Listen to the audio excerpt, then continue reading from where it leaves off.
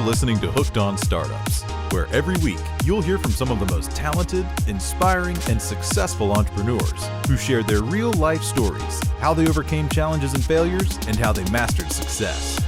Get ready for some of the best business tips, tricks and tactics, and some frank, unscripted discussions. Here's your host, Matthew Sullivan. Yeah. Now I've heard of those guys. Yeah. So what? It's really cool. Like for your team. I saw. Look, Beatles Desert Trip, otherwise known as Old Cella. I actually saw Paul McCartney up on stage, and this was wonderful. 3 or 4 years ago. I just heard there's a really good podcast,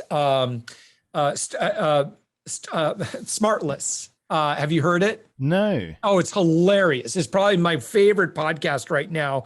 It's Will Arnett, Jason Bateman, and then the other guy from Will and Grace. I always forget his name. But anyway, so they interview celebrities. They're just, they're so hilarious. But they interviewed Paul McCartney, Sir Paul, and he said something, and I've listened to it a few months ago. I've never forgotten this. He goes, a lot of times when you talk to someone, I'm not going to do a Paul McCartney impression, but he goes, how are you doing? They go, oh, I'm tired. And when Paul says, when I hear people say I'm tired, because everyone's tired, she's like, oh, that's good.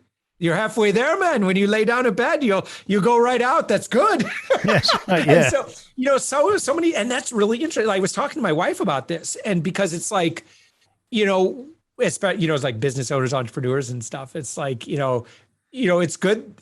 Sometimes we say, oh, I'm tired, and that's a bad thing, right? It's not. It shouldn't be bad. Being tired is just normal. That's so to embrace that. Yes, but I think I used to have this. Ex-SAS Captain for a boss when I was a stockbroker. And he would say, sleeping is practicing for dying. Oh, no. And he was one of those souls where you say, well, because I was, he was like 50 something. I was in my early 20s and I was a stockbroker in London. So I would turn up at, 6:30 in the morning. And I'd be like a chilly November morning. So I'd be wearing my gloves and he'd look at me and he'd say, did you use a mirror to shave this morning? And I said, yes. And he'd say, next time, try using a razor. Oh, no. and he'd be like, that sort of stuff. But he was the guy. And he said, good morning, Richard. How are you? And he'd say, still this side of the soil. So there's all these great things, but no, it's funny, podcasting. It's amazing how we still get excited by finding good podcasts and and that's what I wanted to talk about. Just the because you are the podcast guru / king / expert. So I just want to make sure that. Both of my listeners, in fact, I think there are 3 now, so my listenership has gone up. No, come on, Matthew, please. There are dozens. There's got to be at least a dozen, exactly. Now, there is no beginning to my talent, I can tell you. But no, I just think podcast is such an amazing tool that is beginning to sort of get traction now, I think. But it's. Is that pretty much what you is that all of your life, or is that just a part of it now? Because I remember when we met, it was at a podcasting conference 8,000 years ago. Yeah. Well, we got going, and then what? There was a good 6,000 years, and then Jesus came on the scene, right? Yeah. And he was really into it. Stole all our thunder, just because you're related to God on your mother's side or something, Yeah. No. So to 2007, I was taking my radio segments, hard coding an RSS feed, and getting those episodes out, for the Savings Angel, and then officially started, the Savings Angel show proper, probably about 8-9 years ago. Back then, man, it was nothing to start. You could start any podcast. You had some wherewithal, you could easily get 1,000 downloads a day. Easy. It's much more. There are so many more options now, in the podcasting world. That's a little tougher to get up to those numbers today. But listen, outside of doing it for the audience, which is important, right? There are so many other benefits and reasons why I think podcasts are just one of the absolute best activities that any business owner could do, particularly if your business thrives on high-level relationships. So networking, building relationships, because podcasting, when you lead with generosity and platform, you just have the ability to, it's almost like, with your magic wand and just like, what do I want to create? And who do I want to build a relationship with?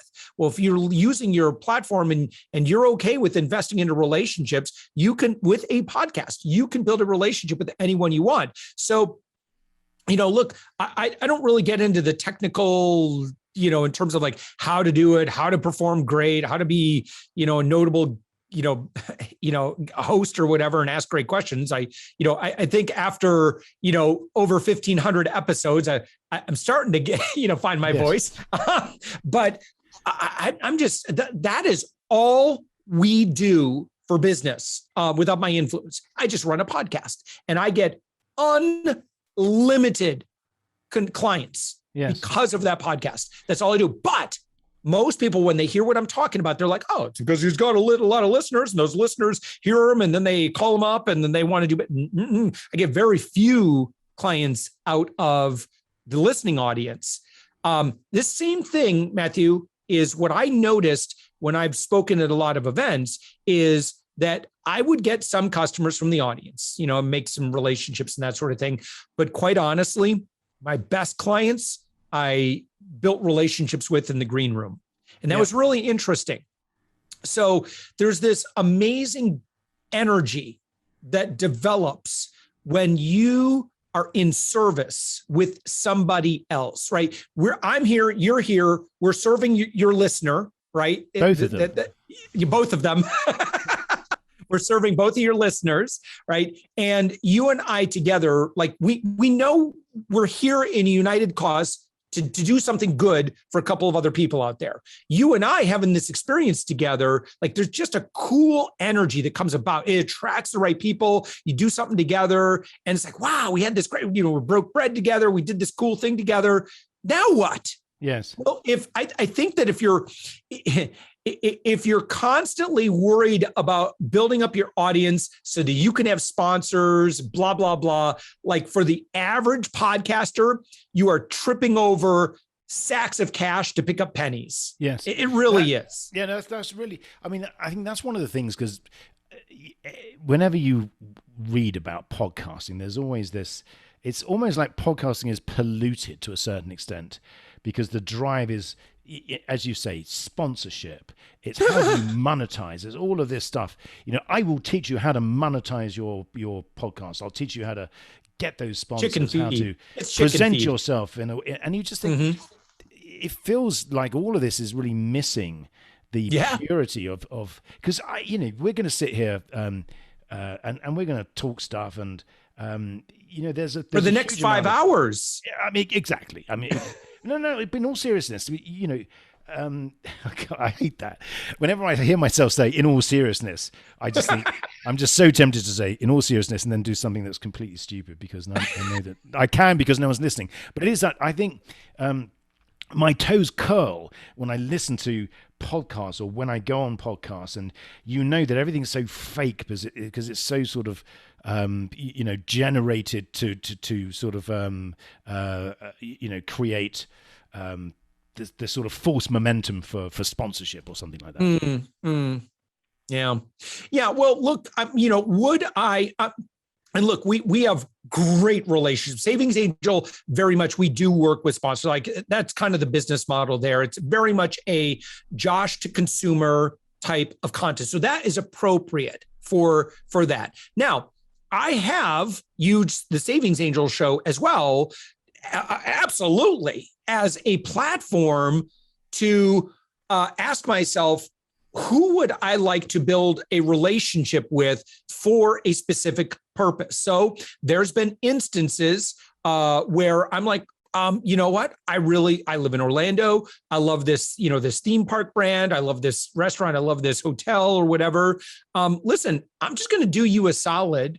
Get in the room with you. I'm just going to give value to you, because here's what I know is when you, by the way, I recommend everyone read the book, The Go-Giver by Bob Bird, because a lot of what I'm talking about is foundational to, again, leading with generosity. I just happen to think, I don't think there's a better gift out there than platform. Platform is win-win-win for everybody. It's super easy. It's super inexpensive. Everybody wins. And it kind of gives you a certain panache, right? You're kind of this pseudo member of the media if you do it right, yes. Right? So I can go, let's say, and I've done this with PR folks. I find out that they represent a hotel brand. I'm like, hey, great. Listen, I'd love to interview them and talk about what makes their property great. What's in it for families. Yeah, no expectation. It's that third party validation, isn't it? It's a bit like, totally. If I tell you what I'm good at, you go, oh yeah, whatever, blah, blah, blah. When's this going to end? But if you listen to someone else asking the question, then you got that validation to a certain extent, which just means you're likely to listen more. So that's, I think that's what you were saying, this concept of platform. Yes. Is where, if I'm going to bring out the best things in your business and if I'm going to act as your evangelist or your ambassador, then, as you say, it's a win-win because, the restaurant wins and you win because you get those extra. Absolutely. Yeah. Listen, great content it has to be great content. Otherwise I'm not going to shill. I'm not going to do that sort of thing, but I'm going to produce content that's interesting for the listener that they're going to find valuable. Right. So that's fundamental, but I do believe that everybody has a message that can positively impact the world. So let's say you are a small business owner and you would just love for the world to know about what you do. So here I come along. I'm like, look, can I grab 10 minutes with you? Have you talk about, what makes you great? What do you do? What's your impact? What do you want to do? How much do they appreciate that opportunity? Now, it might only get out to two listeners, a couple, a guy, or, right. But it's the, that someone would take time out of their day, give first, right, into that relationship. Now, as a result, here's what I've noticed, right? When you're the one that leads with generosity without any big ask on the back end, you're just a cool person, right? You will get lots of stuff. Right, people. It's the law of abundance. I think it's in law. Yes, and reciprocity. A little bit of that as well. It's like people feel like, well, shoot, Matthew, you did all this stuff. Is there anything I can do for you? Right. And so I've used this, again, very you have to begin with the premise that you cannot be selfish about this. You cannot be Machiavellian about it because people will suss you out. Like if you're just doing because you want something in return, you have to wake up in the morning and say, who do I get to serve today? And if you'll do that, sales will become the inevitable outcome for you. If you wake up in the morning, you're like, who am I going to sell to today? Everyone's going to feel it. And you're going to keep banging your head against the wall. And you're like, I don't get it. Why doesn't anybody want to do business with me? It's because you got sales breath. Are you a fan of Yellowstone, which is this fantastic TV series on, I think it's on Paramount, with Kevin Costner? Oh, Yellowstone, sure. I've heard of it. I haven't watched. Yes. Oh, you must watch it. And if you're one of those two listeners, don't worry. This is a freebie for you. But there's this great quote where Rip, who's one of the characters, says to this young kid that he's just adopted. He said, and this is not a spoiler. He says, kid, just don't ever think that you deserve it. So it's that concept, isn't it? That if you just go out there and you put energy into the atmosphere, then there is this sort of Newtonian effect, the supply demand, the energy in versus energy out. Yeah.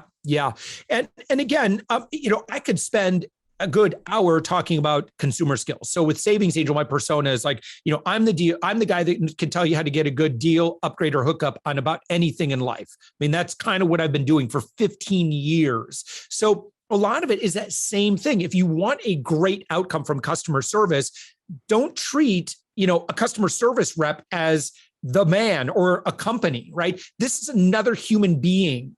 And so if we start with empathy, if we start with, hey, it's you and I are just having a conversation. If you were in my position, what would you do?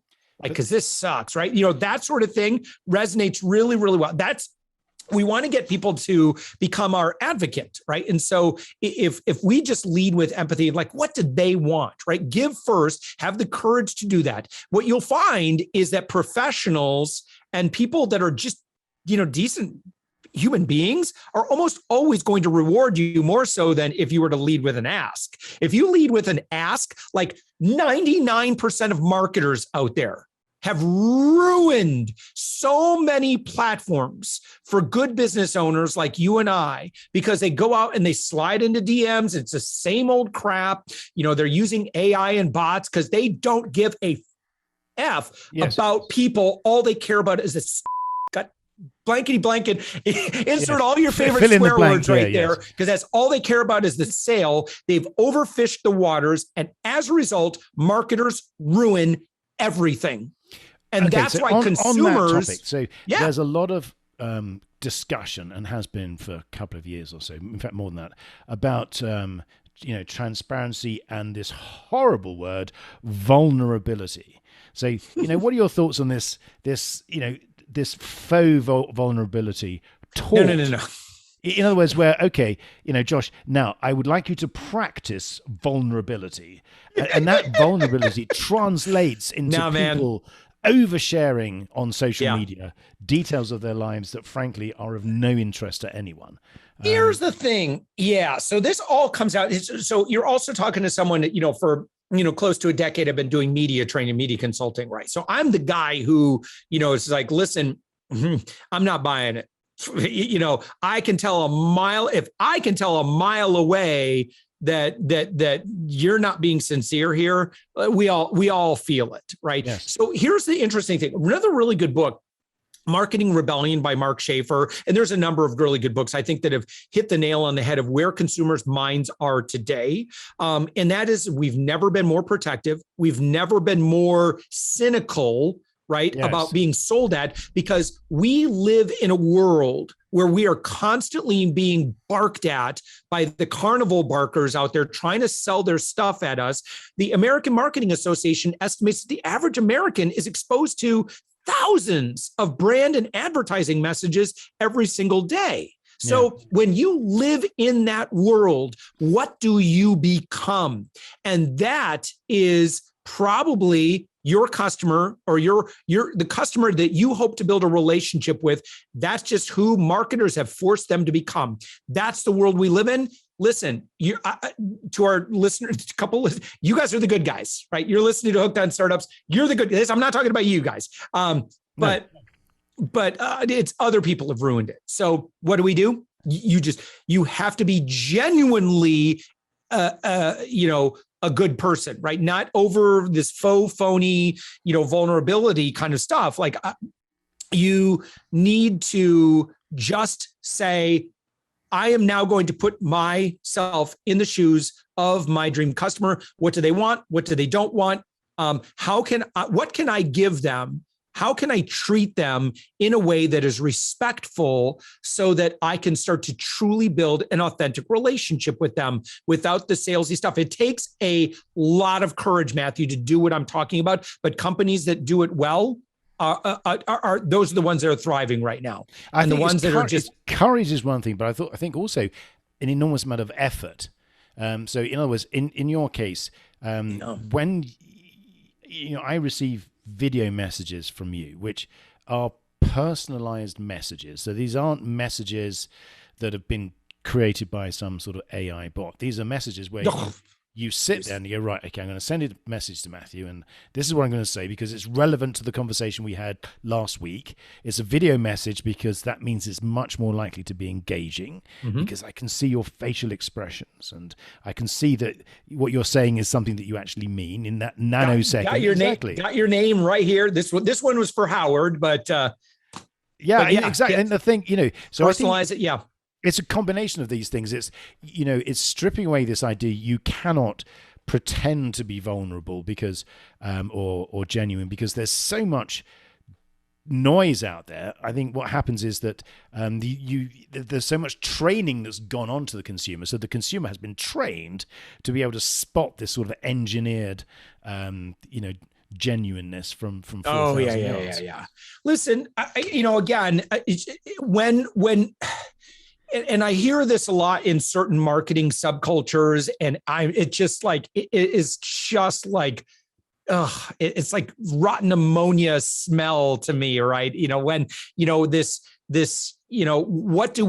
how can we manipulate the market? How can we convince more people? It's not they're selling those. They're selling this to it's like a B2B to C transaction. So totally. The buyer of this, absolutely. It's a bunch of BS. Yeah, the poor buyer of this BS is the guy that's got their few $1,000s that they want to spend on a course to try and.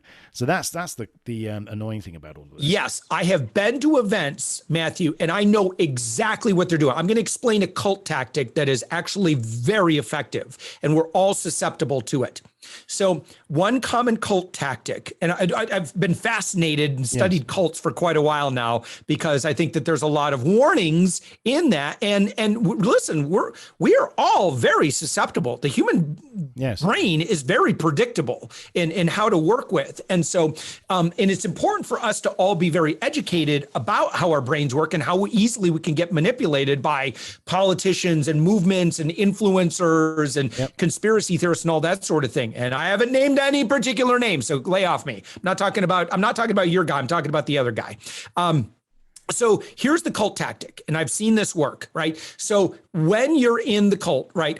Love bomb, you're just getting all this love, all this positive energy, blah, blah, blah, blah, blah, blah. Okay, then what they want to do is send you out into the world where you are not understood and you are constantly rejected because you're sent out with bad tactics. Okay. And again, I'm not going to name any names or get too specific on this, but you are intentionally set up to fail for the reason that you will come back where you are not rejected and you are loved unconditionally. And so it's not, and there are certain churches that do this to great success, right? That experience is not for the potential convertees. Someone, with a megaphone on the corner, telling people to repent. How much good does that really do?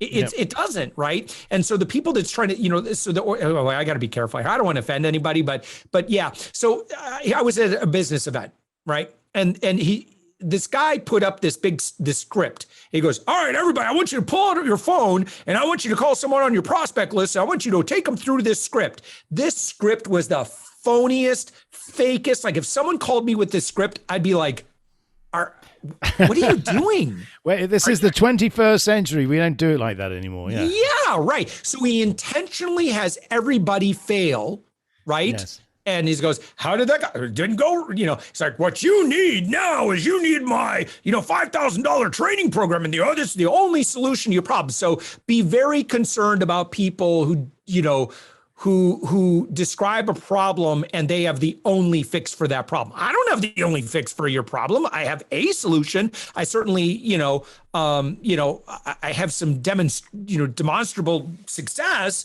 doing what I do and kind of talking what I talk about. But yeah, be real careful about that. But yeah, so in other words, these gurus who intentionally give you bad practices, you're not successful. Well, all you need is our next training program. Yeah, I mean, they make a lot of money with that. That is really interesting because the moment you say things like that, then you can think, God, no, you're absolutely right. Because, I went to this event and it didn't seem right for some reason, but I didn't want to, but you're right. It does play to your natural desire to be wanted, to be accepted, to be, but what is, how would you, and I think really comes down to, how would you honestly respond to this? Would you click on that ad and sit through and download that white paper or sit through that webinar? I mean, would you honestly do that? So this brings it back wonderfully to this concept of, podcasting and just how we interact with, and it's not just podcasting, it's just, how we interact with people and how the successful approach is not this over-engineered, scientific, data-driven sledgehammer. It is this. Right. It's a personal, one-on-one, effort-driven, failure-prone approach that is actually the basis of human interaction. In other words, I might fail. You may not like me, but I have to, live with that.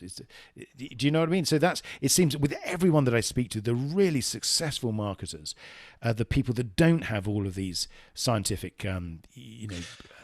Yeah. It's the one-on-one approach. Yeah, I see this stuff with, hypnotic NLP copy is all you need. And that's going to, I don't know. I feel like, if people are going to like you, they're going to like you. If they're not going to like you, they're not going to like you. And, it's like, for us, right. So I chat with 15 people, amazing 6-7 figure business owners every single week. Right. And all 15 of those are potential business partners or business clients or something. Like, we're going to collaborate in some way, right? And I'm always just open.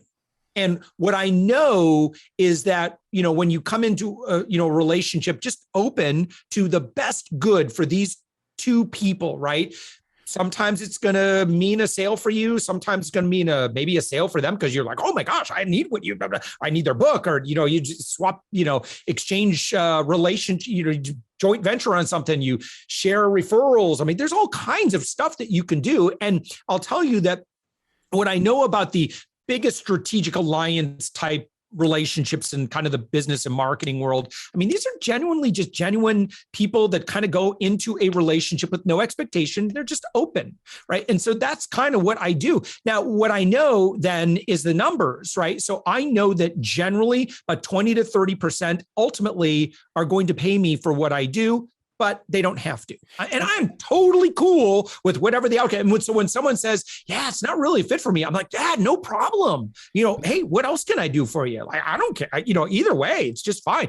Matter of fact, they'll never even know that I have an offer if I kind of ask them some questions. And if they say, oh, well, I have all the business I need, I'm like, wow, you don't really need what I have to offer. How else can I help you? And you don't ever want people to walk away from a conversation feeling bad, right?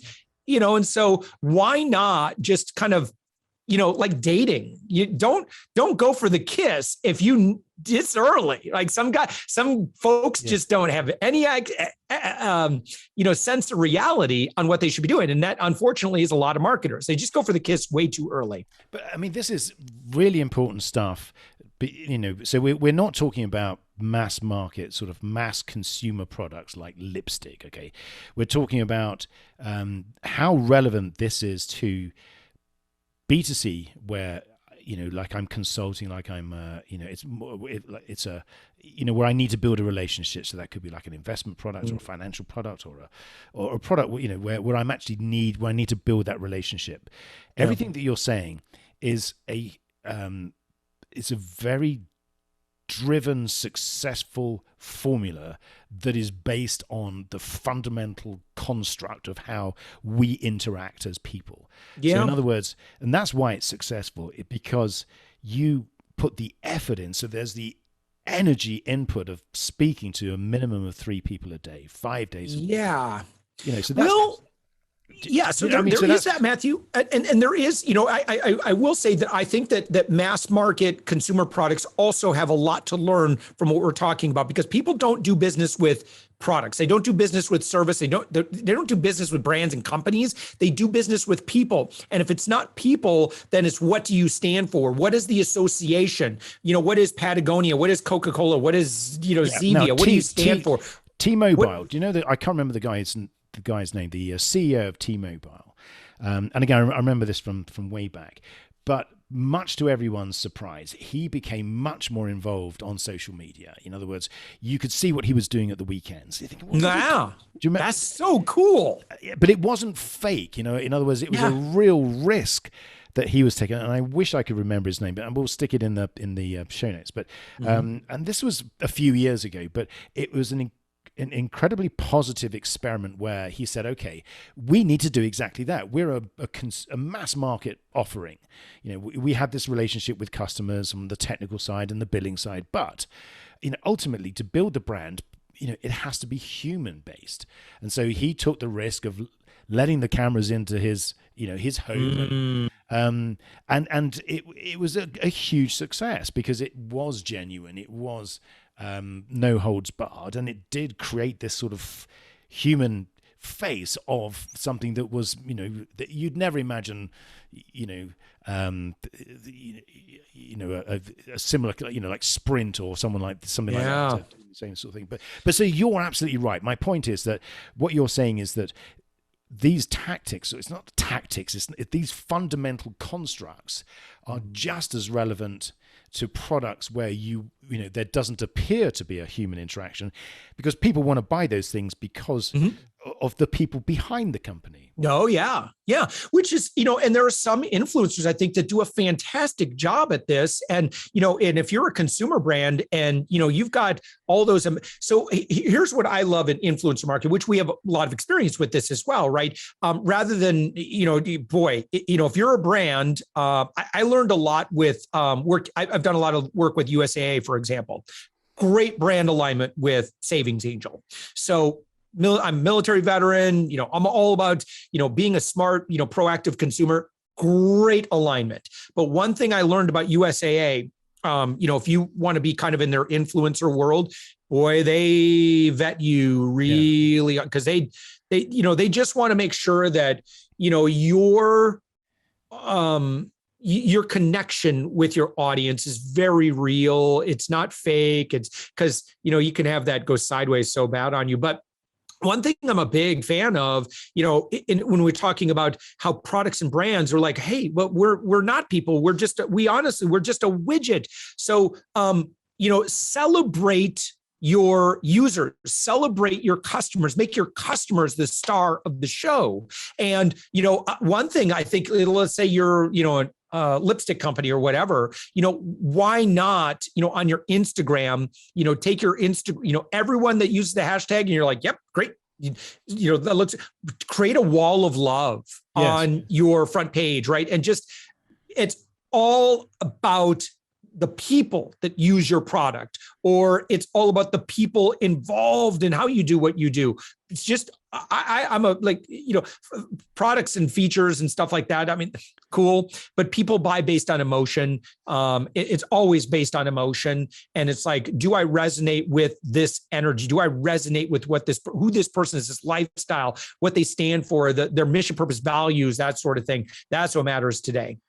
And your business is primarily built now on guiding people, advising people how to benefit from all this experience you have, so that they can become more effective marketers. Is that a good way of describing it? Yeah. So again, let me just be very specific on this framework that works today. Number one is you have to have authority. And what do I mean by that? Okay, is that anybody who hears what I'm talking about and like, all right, I mean, he talks a little fast sometimes. He's, kind of passionate about it. He's kind of a geek, but okay. So that's great. Okay. So this is the awareness stage, right? You're just getting to know me.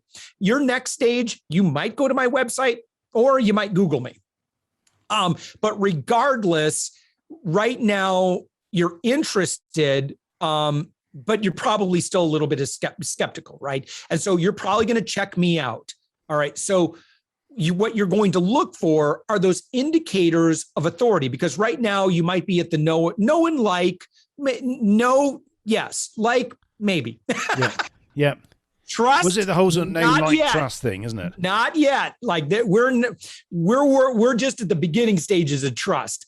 Where am I going to earn your trust? Well, when you start searching me out, right? And I know what you're going to look for. And so because I know what you're going to look for, I'm going to make sure that I help deliver that. Because one thing we don't want to do, right, is most of us are quite competent at what we do. Like we're good people, but it's like having a dating profile. You might be the best person in the world, but if your dating profile is awful, I'm sorry, you're probably not going to be very successful. So things like LinkedIn, your vanity search results on Google, your press page or your About Us page, right? People want to check and see who you are. What do you stand for, right? And then we want to look for those authority indicators. Okay. Authority indicators can come through authority through association and authority through social proof, right? So authority through association, you might start looking me up and like, oh, well, this guy has chatted for the Tony Robbins organization. He's been on the media over 2,000 times. Okay. So then what I'm doing is I'm earning your attention a few seconds at a time. And that's all I could possibly get. So when you hear certain things about me and it checks out okay, it's basically okay, keep on going. Keep on going. No red flags, yet, right? And so that's the idea is you got to have that authority because consumers, when we talked about skeptical and stuff like that, they're going to look for reviews, right? And honest reviews. They want to know what other people have to say about you. They're going to look at, social media numbers. And so I've paid my dues. I feel like I've played the social media game, generously for quite a while. And as a result, we've got over 130,000 combined now, and, which isn't huge, but, it gives some indication of authority, which probably earned me a few more seconds of attention. But here's what we're aiming for. And every person out there, this is in business and marketers, et cetera, what you want is proximity. You want consumers, potential customers in your world. And the more time that you can earn, the more that you start to build up familiarity.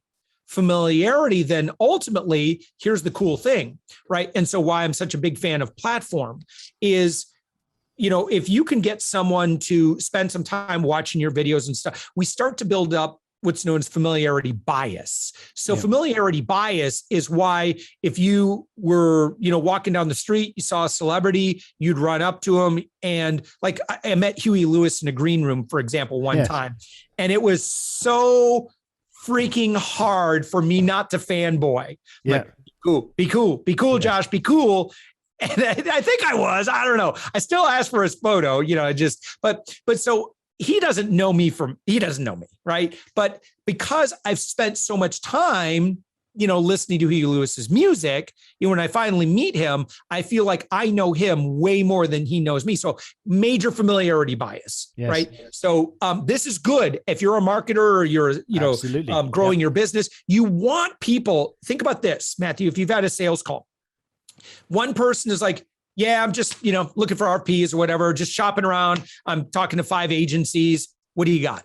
Versus, oh my gosh, Matthew, I listened to like 3 hours of your podcast. I've been binge listening. And then I watched your video, spent some time on your YouTube. Like, which sales call would you rather be on? And then that's absolutely true because that has happened to me. I've had people saying, "Oh, God, I wasn't expecting to speak to the, and you just think, well, that's very kind of you, but it's, but no, it does work. When people see you on the small screen, whether it's their mobile phone or their laptop or whatever, they listen to your voice, they hear your voice, and it's not projected in an advertising slogan, it's in normal conversation, then you're right, they do feel like they know you, which does create this bond, which is incredibly powerful. And I think that's what you're talking about. Well, so and I'll tell you that on social media and to my email list and that sort of thing, man, I really go soft when it comes to selling. I just don't do a lot. People are smart. You can trust that if they're interested in what you have to say, you don't need to hit them over the head with, sales messages and ABC always be closing. Yes. No, please. Right. And so let Facebook, for example, be a platform. Now, listen, I'm not the expert on Facebook, so take what I say with a grain of salt. There's some things I'm quite good at, most things I'm not. And Facebook, but my theory, my belief when it comes to most social media is just keep it in the friend zone. Just be a cool person. The kind of people will figure out who you are and what you do. And they can always click through and look on your profile, and they're one click away if they like what you have to say.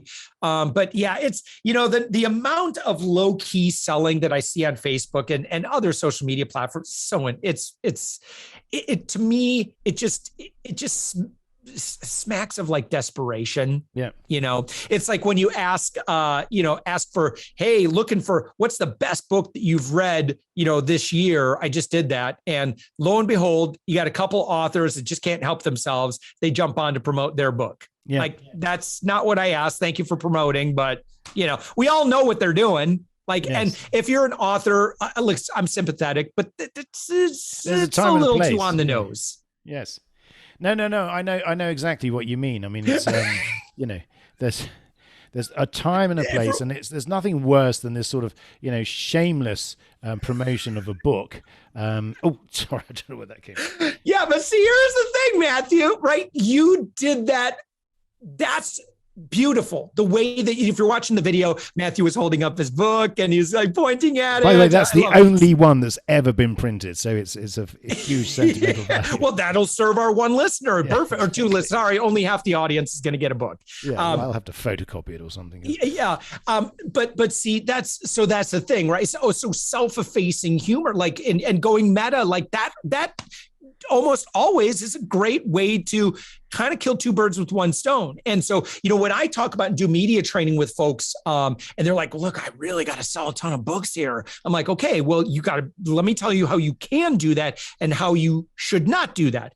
The way you should not do that and say, is say something to the effect of, of page, 84 on my new book, you too could be a winner. You'll discover the 3 secrets, blah, blah, blah. Like, if you do that, I promise you will be blacklisted from that podcast, from that TV station, whatever it is. Like, you cannot do that, right? Instead, just be generous, give it all away, as much value. Okay, right.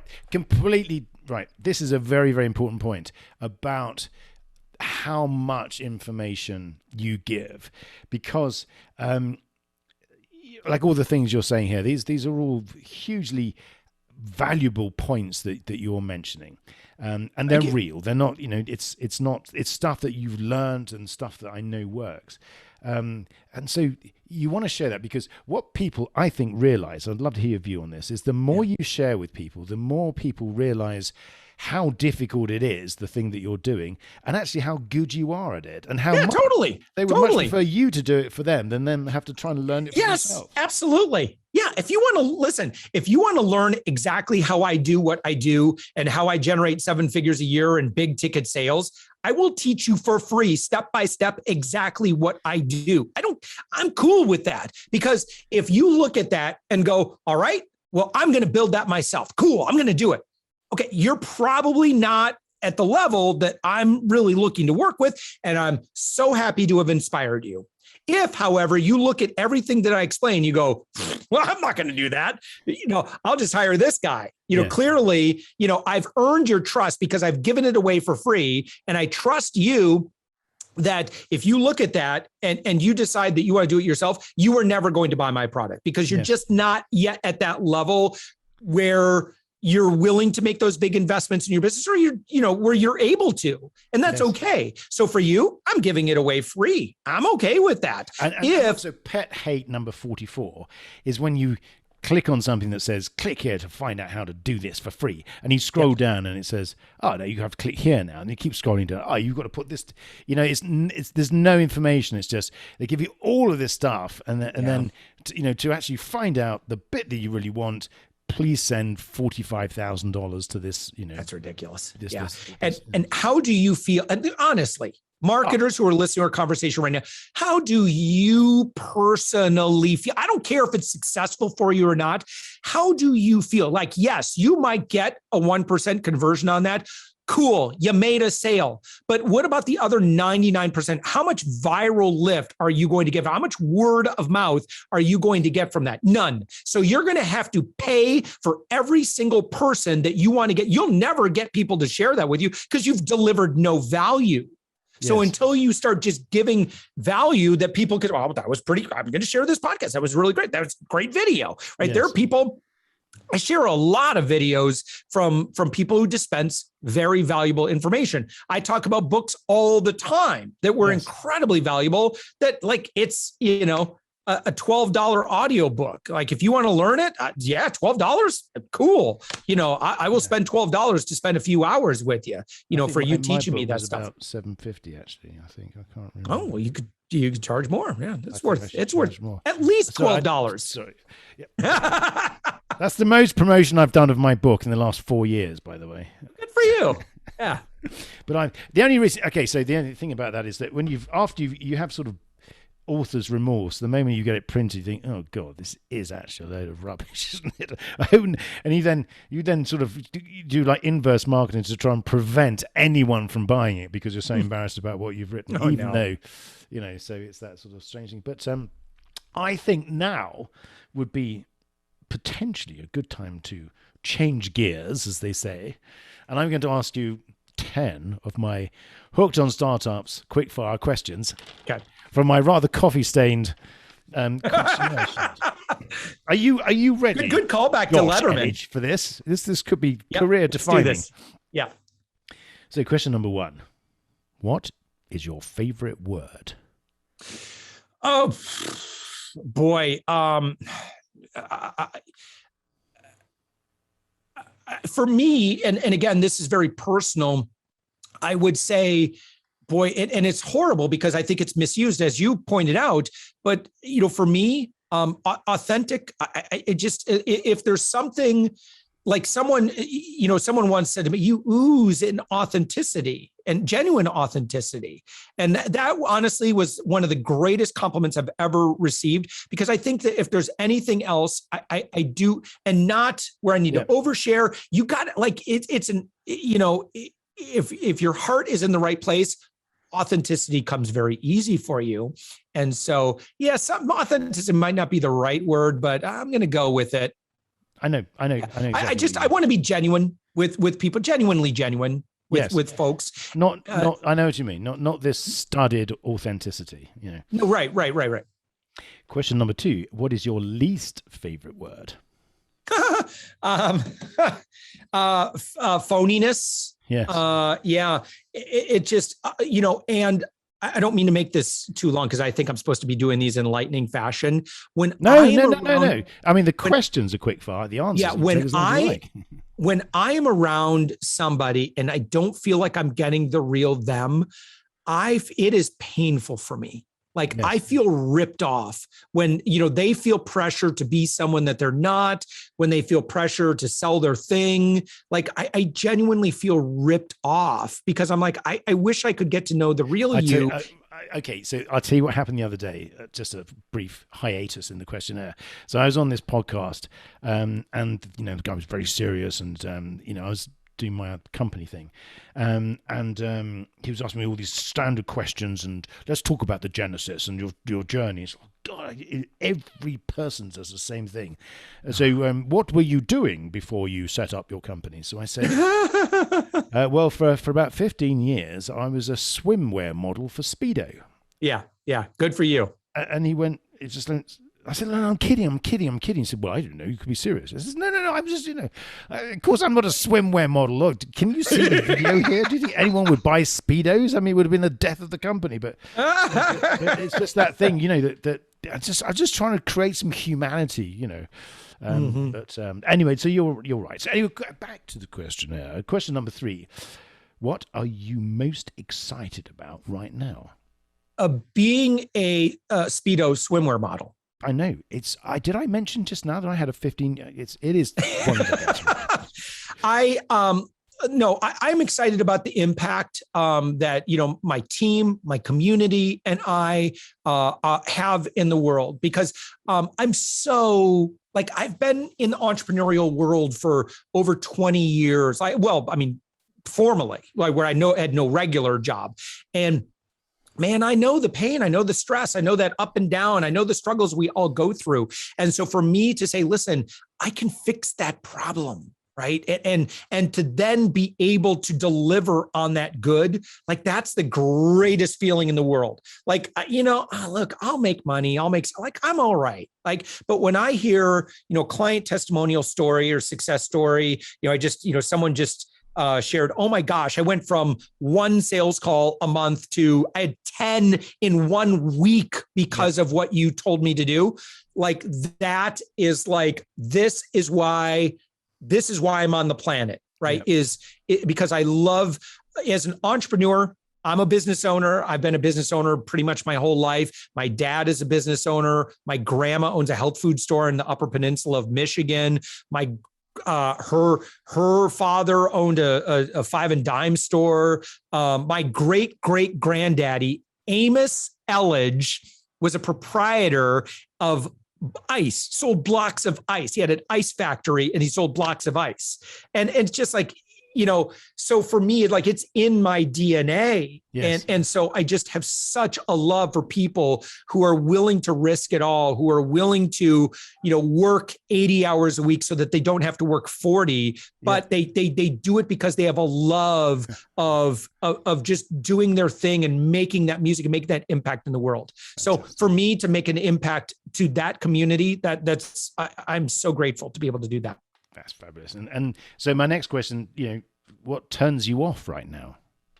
Well, listen to the first half of this interview. I think I laid it out pretty clearly. Yes. Is unfortunately, there are a lot of bad actors and a lot of gurus that have misled you. And I want you to know that I'm very sorry. I listen, and also you're not alone.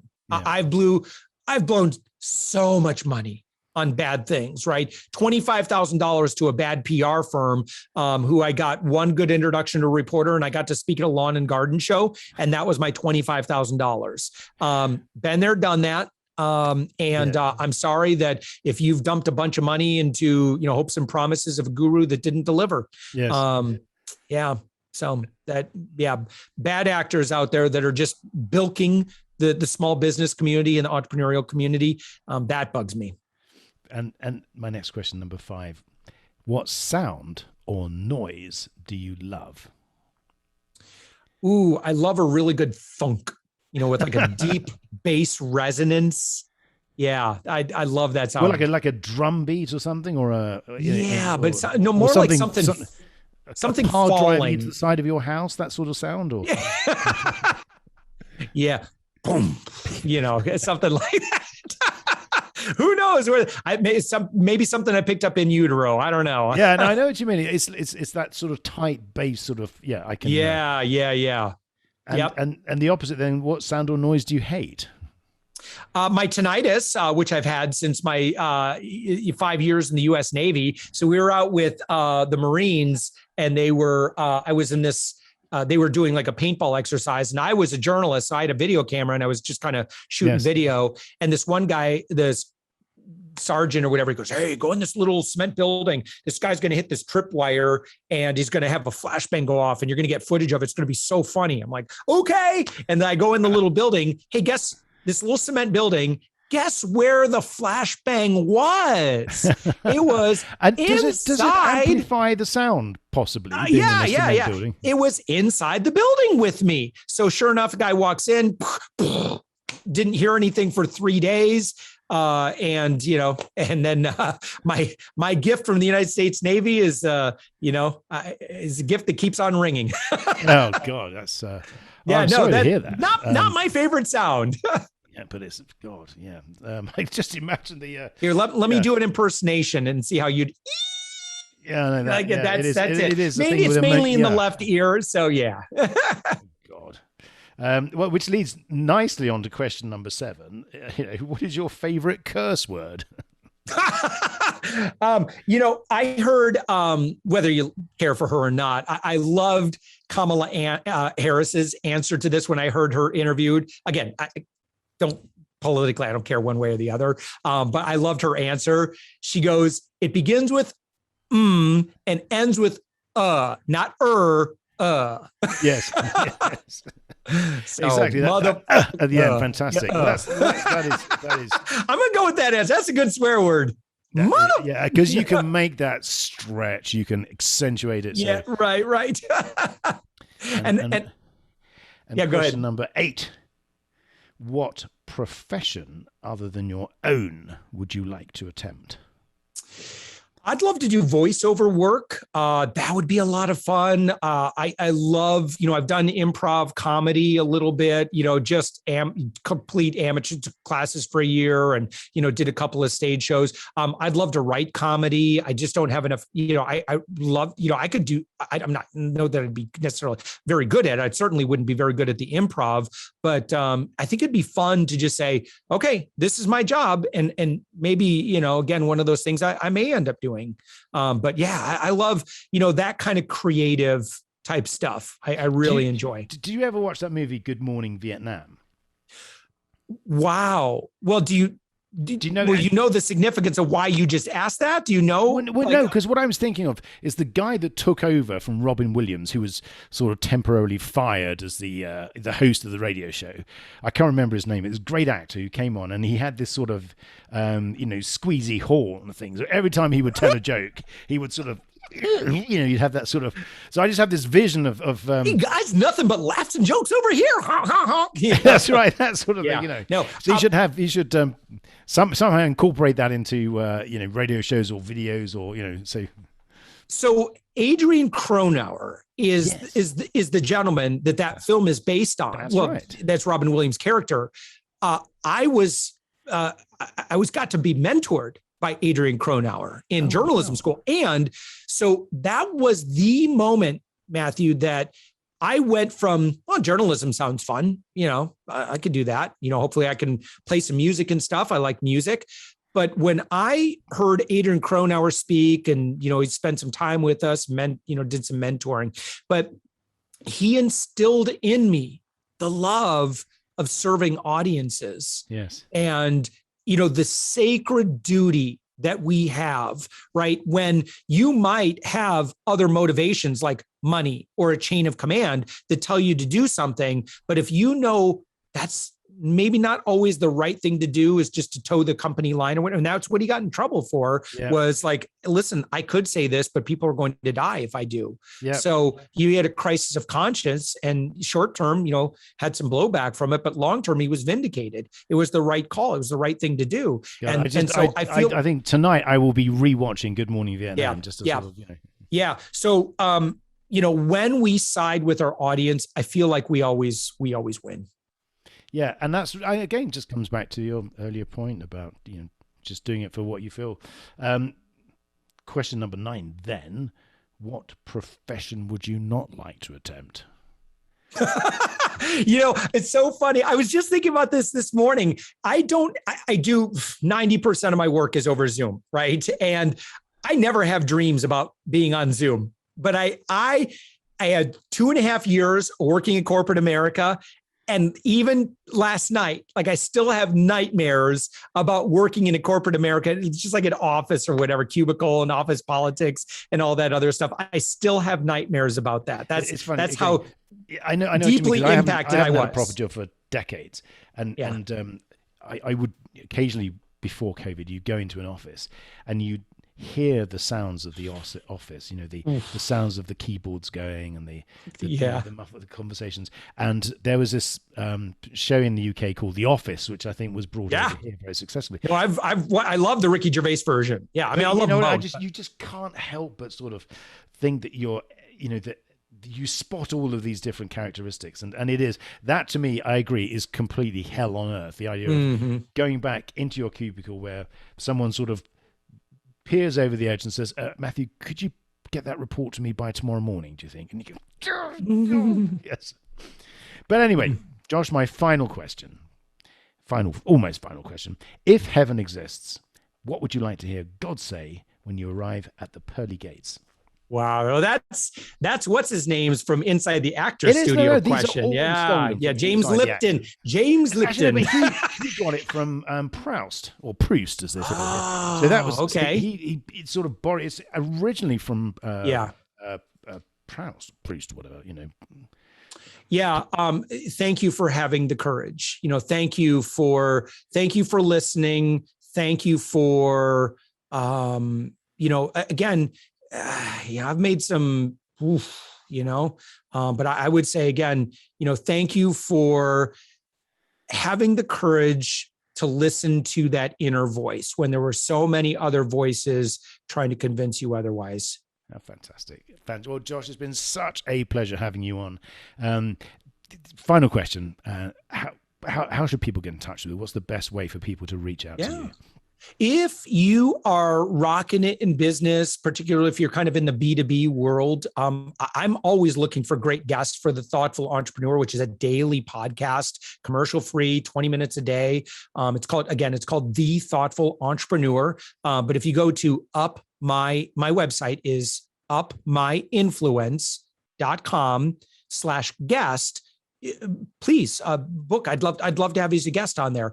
If you're earlier stage in business, then, if you go to www.upmyinfluence.com/free, I will give you, if you hurry, at least through the end of 2021, I've got a free course where I will teach you exactly like how I do what I do, how I've basically created a system where I've had unlimited high-level sales conversations for the past 2 years, 100% inbound. Fantastic. And I book out 15 calls a week. And as of right now, I'm scheduled for the next 10 weeks in advance to talk with these folks. And so I'll explain, you're probably like, some of what I just said doesn't even make sense.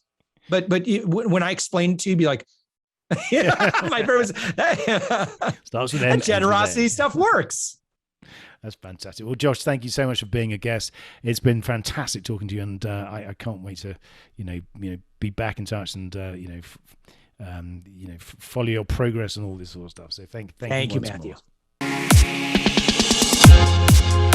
You are listening to Hooked on Startups, where every week you'll hear from some of the most talented, inspiring, and successful entrepreneurs who share their real life stories, how they overcame challenges and failures, and how they mastered success.